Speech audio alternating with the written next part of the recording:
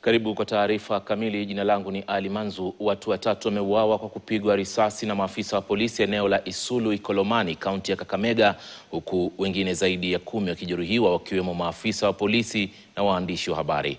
Vurugu ilianza baada ya wakazi kuandamana dhidi ya kampuni ya kuchimba dhahabu ya Shanta inayopendekeza kuhamisha wakazi ili kutoa fursa kwa uchimbaji wa dhahabu ya kima cha shilingi bilioni 683 iliyo katika shamba lenye la ekari 337 katika eneo hilo.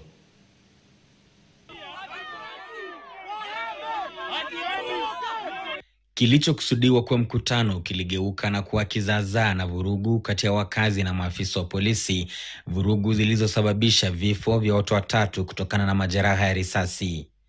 Mkutano huo uliopangwa na mamlaka ya kudhibiti mazingira nchini NEMA uliwaleta pamoja wakazi pamoja na wasimamizi wa kampuni ya Shanta Gold Kenya Limited katika shule ya msingi ya Musali, eneo bunge la Ikolomani, kaunti ya Kakamega. Lengo likiwa kuafikiana kuhusu pendekezo la kuhamisha zaidi ya familia 800 na kutoa fursa kwa kampuni hiyo kujenga kiwanda cha kuchimba dhahabu. Public participation, is it forceful? Kwa nini lazima? Kama wananchi wamekataa, sasa tunalazimisha kwa nini? Watoto walikuwa hawana kazi, wizi ulikuwa mwingi katika area hii. Lakini kwa wakati huu vile watoto wanafinyika na hii kazi, hakuna wizi ambayo unaendelea katika area hii. Ujue sisi tumesaliwa huko, sisi watu wa huko, tunataka tuende wapi? Na tuko na haki. Ninauliza. Mr. Chinali, uko wapi saa hii? Yes. Mr. Poli Khalwale, uko wapi? Ila wakazi walipinga vikali pendekezo hilo, wakilaumu kampuni ya Shanta Gold kwa kutowahusisha kwa njia ya uwazi tangu mchakato huo ulipoanza. Sisi tunataka haki yetu. Tunataka haki yetu. Shanta must go. Tunataka kututoa this ancestral land. Wazazi wetu wamekufa kwa hapa chini. Mnataka tuende wapi na wazazi wetu wenye wamekufa? Pia wamemnyoshea kidole cha lawama Rais William Ruto, wakidai kuwa shinikizo ya kuhamisha wakazi inatoka kwake. We are rejecting much as we can. Shanta hawezi kukanyaga Bushangala hata siku nyingine. Bushangala, Isuru, the whole community.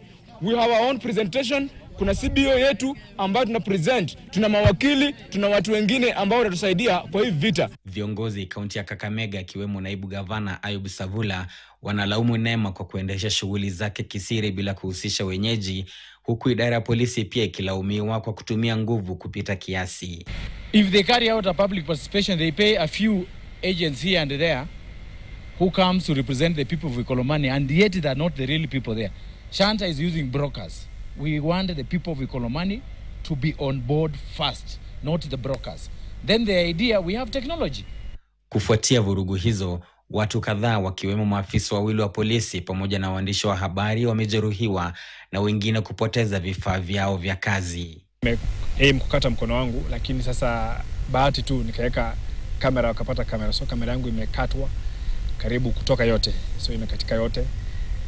Betri pia waliitoa na ile ya kufunika lens ya pale mbele pia iliangushwa. Singeangalia kwa sababu wangenimaliza.